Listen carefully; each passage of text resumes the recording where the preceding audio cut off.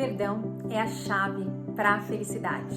Eu vou de novo retomar esse assunto porque o perdão é a base para a gente transformar a nossa vida, para a gente transformar a nossa história. Então vem comigo, eu sou a Renata Fernandes e este é o Reconexão Interior. Estou de volta à Holanda e a esse cenário aqui que vocês já conhecem.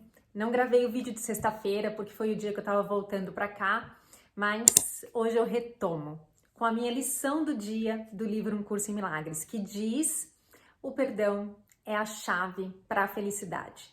E eu vou bater muito nesse assunto porque, na verdade, ele é realmente a base da transformação da nossa vida, de qualquer transformação que a gente queira viver. Então, é sobre isso que eu quero conversar com vocês no vídeo de hoje. Mas eu vou fazer de uma forma um pouquinho diferente do que eu apresentei esse assunto em vídeos passados. Eu vou dar um exemplo para vocês, porque eu acho que essa é a melhor forma da gente aprender. Eu quero que vocês imaginem uma situação de uma pessoa que usa drogas, tá? Vamos imaginar aqui um drama familiar em torno desse assunto. Vamos imaginar que uma mãe tem um filho que é viciado em drogas. E a ideia que essa mãe faz com relação ao filho dela é pensar onde foi que ela errou, dentro de tudo aquilo que ela deu para ele, né? Que ele é um filho ingrato, que ele não consegue reconhecer tudo aquilo que ela deu para ele. Ela pode olhar para ele como sendo uma pessoa fraca, como sendo um vagabundo, como sendo uma pessoa que não consegue lidar com as suas próprias limitações, com os seus próprios problemas. Esse pode ser o ponto de vista dessa mãe. E, por outro lado, qual que é o ponto de vista desse menino, né, viciado em drogas? Eu tô aqui criando uma história, tá? O ponto de vista desse menino pode ser: a minha mãe nunca me amou de verdade. A minha mãe nunca me deu aquilo que eu precisei. Ela nunca me aceitou verdadeiramente. E aí a dor que eu sinto a respeito de tudo isso que ela não me deu é tão grande que eu fui buscar as drogas para me anestesiar. Eu fui buscar as drogas como uma válvula de escape para toda essa dor que eu sinto na minha vida. E essa é a única saída que eu tenho. E por causa dela é que eu vivo esse inferno. É por causa dela que eu sou tão infeliz. E aí, como é que o perdão do livro Um Curso em Milagres age numa situação como essa? E em situações, qualquer outra situação que a gente possa experimentar na nossa vida. Quem é que tem o ponto de vista correto, né? Essa mãe ou esse filho? Ou talvez você tenha um outro ponto de vista, dependendo das experiências que você já viveu na sua vida, dependendo das crenças que você tem com relação a esse assunto. Qual é o ponto de vista correto? É o da mãe? É o do filho? É o seu ponto de vista? É o meu ponto de vista? E aí, o livro Um Curso em Milagres diz: nenhum dos pontos de vista que a gente pode ter com relação a essa história é verdadeiro. Porque a verdade, ela é uma só. Se a verdade é uma só, não existem diferentes pontos de vista.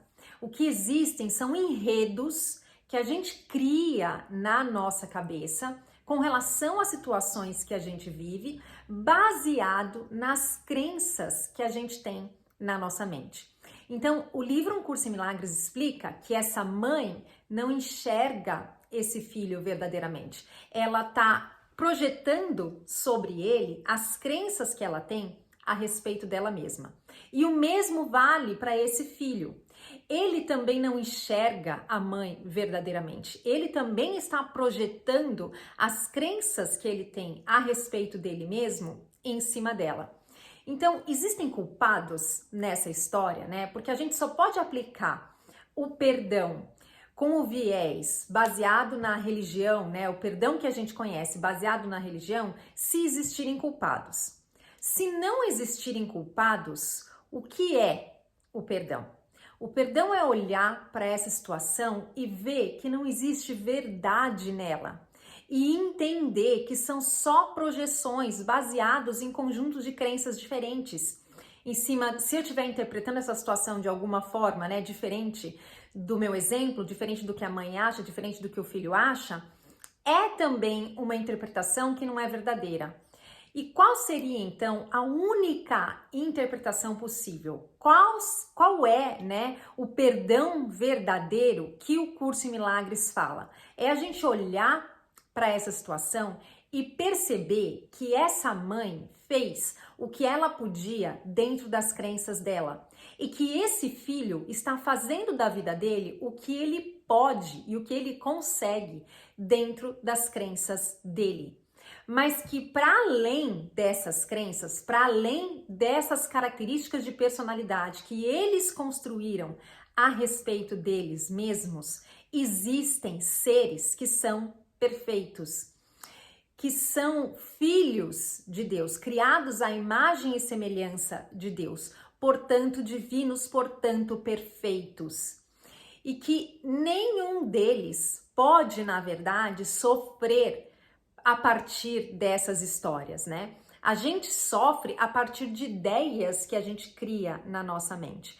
E a única saída para isso é a gente olhar para a verdade, é a gente olhar para aquilo que existe para além dos enredos que a gente cria baseados nas nossas crenças, baseados na personalidade que a gente criou dessas outras pessoas com as quais a gente se relaciona. A razão pela qual a gente não consegue acessar esse perdão é porque a gente continua olhando para fora, a gente continua olhando sempre para o outro, para jogar a culpa que a gente sente em cima do outro. Então, aqui no meu exemplo, essa mãe vai olhar para esse filho e vai falar: ele é incapaz de lidar com os próprios problemas. Ao invés de ter olhado para dentro e perceber aonde foi que ela comprou essas mesmas crenças, né? Porque ela com certeza aprendeu isso com alguém. Ela com certeza aprendeu isso com o pai ou com a mãe ou com qualquer outra pessoa que tenha criado ela quando ela era criança. Ela com certeza foi programada dentro desses preceitos e não conseguiu evitar de passar isso para frente. Então, a culpa é dessa mãe, a culpa é dos pais dela, a culpa é do filho que também não conseguiu reverter a situação. Percebe que se a gente for entrar nesse mérito, não tem saída. Não tem saída, porque a gente sempre vai querer achar um culpado. Ao passo que quando a gente olha para a verdade, quando a gente percebe que nada disso é de verdade real, porque são só ideias criadas, né? Como se você estivesse escrevendo uma peça de teatro na sua própria mente a respeito de uma história, aí a gente encontra a saída. Aí a gente percebe que existe uma forma diferente de olhar para tudo isso. E é um alívio muito grande, porque daí você não precisa mais, você não depende mais da outra pessoa corrigir a mente dela a seu respeito para que você consiga se libertar. Se essa mãe, por exemplo, conseguisse olhar para essa verdade, né, conseguisse perdoar a visão dela dessa história, perdoar a forma como ela enxerga a si mesma e, portanto, o filho dela, talvez ele tivesse uma possibilidade de saída, porque ela vai começar a lidar com essa situação de uma forma diferente a partir dessa mudança de ponto de vista. E a mesma coisa aconteceria com o filho.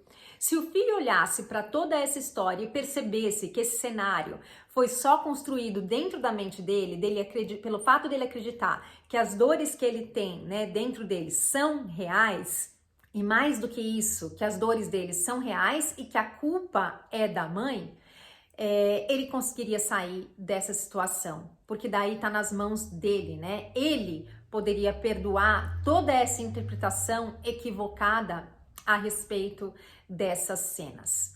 Qual é a outra razão pela qual é muitas vezes difícil sair dessas relações conflituosas? Porque por mais que a gente não consiga enxergar, existe aí muito sutilmente por trás disso tudo uma vontade de se vingar do outro. Uma vez que o outro me feriu, eu não posso deixar isso barato. Então eu vou jogar em cima dele todo o meu sofrimento de forma que eu consiga me vingar daquilo que eu tô sentindo, daquilo que eu acredito que ele fez eu sentir. Só que daí, quando a gente pensa, né, quando a gente sente, quando a gente acha, quando a gente acredita que a gente está se vingando do outro, de quem é que a gente está se vingando? Quem é que está se mantendo preso nessas situações? Quem é que está se mantendo preso dentro da ilusão? Nós mesmos. Quando a gente não se dá a oportunidade, né, de olhar para essas situações a partir de um outro ponto de vista, a partir de um ponto de vista onde a gente segura nas nossas mãos a oportunidade de se curar, a oportunidade de perdoar o outro, a oportunidade de olhar para a nossa vida de uma forma diferente, a gente vai se manter nos mesmos padrões, recriando o nosso passado em looping, revivendo as mesmas situações, revivendo as mesmas dores, até que a gente se canse, né? Ou até que a gente decida reviver tudo isso numa próxima vida. Então não tem saída. Ou a gente vai olhar para isso a partir dos olhos do perdão, ou a gente vai continuar revivendo as mesmas histórias. Tá na nossa mão decidir. E no exercício de hoje do livro, que eu vou deixar aqui para vocês, ele propõe, né, um exercício prático com relação a essa história, que é a seguinte: ele pede para que você escolha na sua mente alguém que represente para você o seu inimigo. Então, vamos supor aqui nessa história, né, que esse filho escolha a mãe dele. E aí ele propõe para esse filho olhar para essa mãe e olhar para essa figura feia que ele fez dela, né, para essa imagem que ele criou dela, e procure lá nos olhos dela uma centelha de luz, um raio, né, daquilo que é a essência dessa mãe. E fique concentrado nessa centelha de luz e permita que essa centelha de luz cresça até que ele tome toda a forma da mãe e a mãe seja para ele então transformada num ser de luz.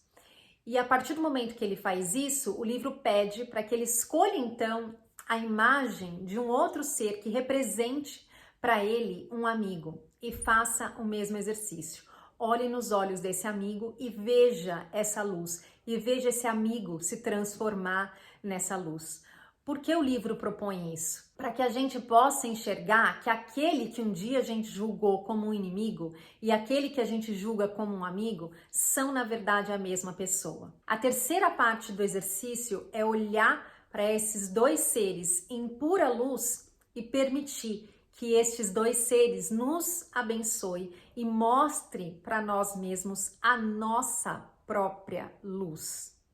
Então, olha que lindo isso. A gente não vai conseguir enxergar e se apropriar da nossa própria luz enquanto a gente não for capaz de enxergar essa mesma luz naquelas pessoas que a gente julga como sendo nossos amigos e nossos inimigos, dentro dessa separação, dentro dessa dualidade. É lógico, mais uma vez, tudo isso são exercícios para a gente fazer dentro da nossa própria mente, né? Se você viveu uma história de agressão, por exemplo, de agressão física, não significa dizer que você vai chegar lá no seu agressor e vai abraçá-lo e vai dizer para ele que você perdoa e que você só enxerga luz nele. Não, é um exercício mental, porque tudo que a gente enxerga na nossa vida são projeções daquilo que a gente carrega na nossa mente. Então o objetivo aqui é que a gente corrija, é que a gente perdoe as situações na nossa mente. Quando a gente consegue fazer isso na nossa mente, a gente se liberta, porque essas histórias deixam de ter importância, essas histórias deixam de fazer sentido, a gente desiste de olhar para o nosso passado e de pensar, manter a nossa mente, né, imaginando quais seriam as possibilidades dentro desse problema. A gente não tem a resposta.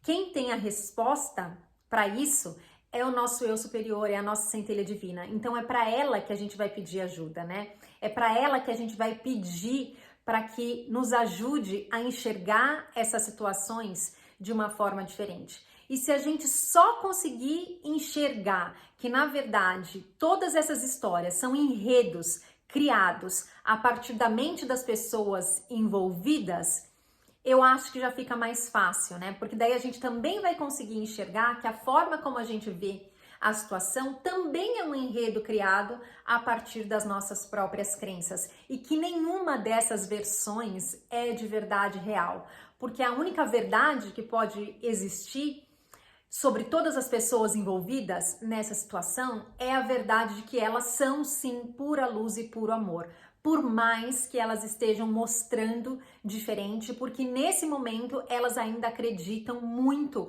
nas crenças que elas estão vivendo, porque nesse momento é tudo que elas podem fazer, porque nesse momento é tudo que elas podem oferecer.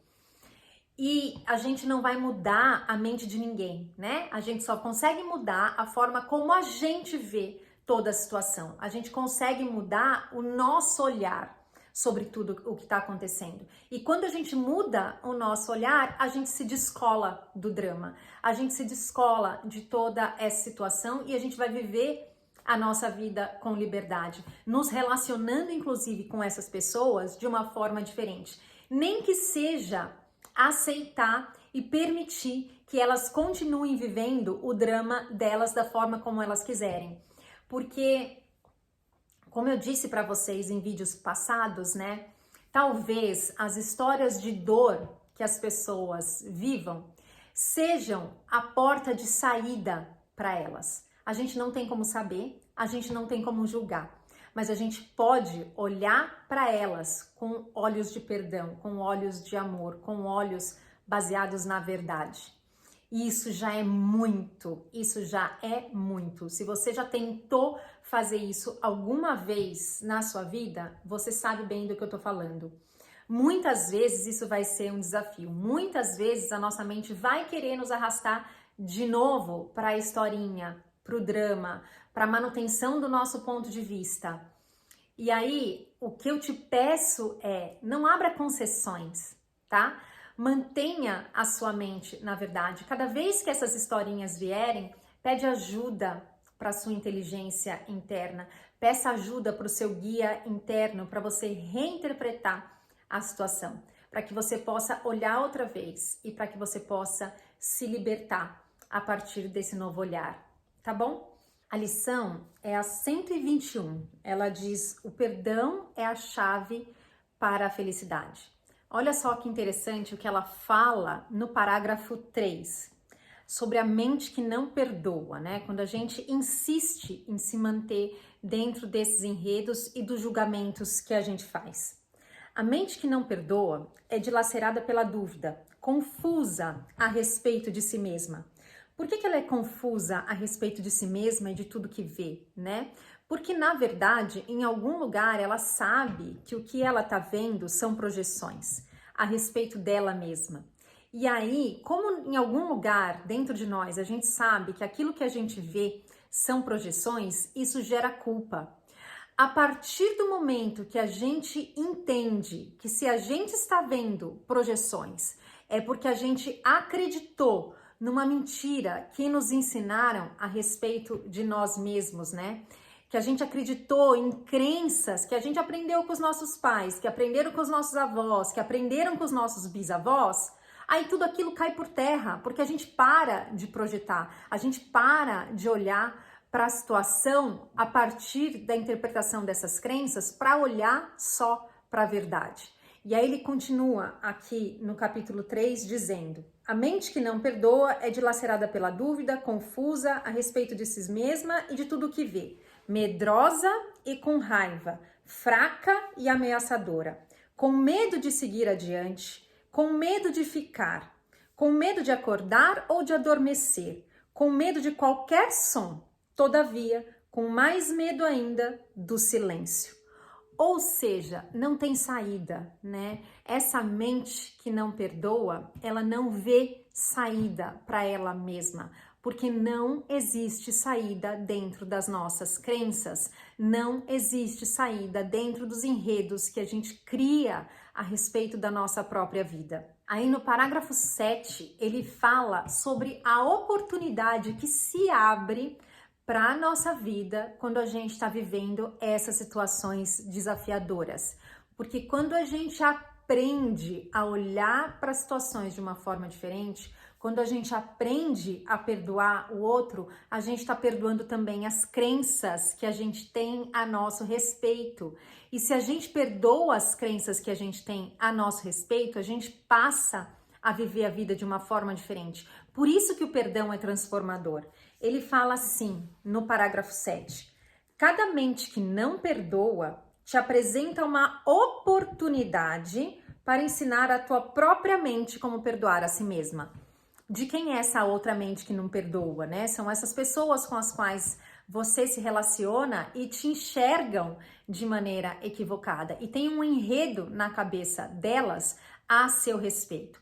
Então, ao invés de você se indignar, né, do porquê aquela pessoa te enxerga de determinada forma, você pode olhar para isso como uma oportunidade para você perdoar a mente delas e, portanto, a sua. Porque quando você olha e você consegue enxergar que aquilo que ela está pensando a seu respeito não é real, você está enxergando quem você é verdadeiramente. Então, o que aquela pessoa está te oferecendo, na verdade, é uma oportunidade de te enxergar a partir da verdade. E é isso que ele fala aqui no parágrafo 7. Cada uma delas, cada uma das pessoas que te interpreta equivocadamente, cada uma delas espera a liberação do inferno por teu intermédio e se volta para ti, implorando-te o céu aqui e agora. Ou seja, se as outras pessoas não têm essa clareza, se as pessoas com quem você tem um desafiamento, um relacionamento desafiador, não tem essa clareza, né, de que elas estão vivendo apenas um roteiro criado pela mente delas e você já chegou nesse lugar, então é sua responsabilidade tirar a mente delas do inferno. E você não precisa falar nada para elas para conseguir fazer isso. Você só precisa corrigir a ideia que você tem a respeito delas na sua mente. E ele continua. Ela não tem esperança, a mente da outra pessoa, né? Não tem esperança, mas vens a ser a sua esperança, é a sua oportunidade de corrigir a sua mente. E sendo a sua esperança, vens a ser a tua própria. A mente que não perdoa tem que aprender através do teu perdão que foi salva do inferno. E ao ensinares a salvação, aprenderás, porque dar e receber são a mesma coisa. A forma como você enxerga o outro é, no fim das contas, a forma como você vai enxergar a si mesmo. Então, quando você consegue entregar esse perdão que o Curso em Milagres ensina, né, de olhar a pessoa por quem ela é verdadeiramente, você está dando esse perdão a você mesmo. No parágrafo 8, ele fala: hoje praticaremos aprender a perdoar. Se estiveres disposto hoje, podes aprender a pegar a chave da felicidade e usá-la a favor de ti mesmo. Era isso que eu queria compartilhar com vocês no vídeo de hoje. Muito obrigada e até um próximo vídeo. Tchau, tchau!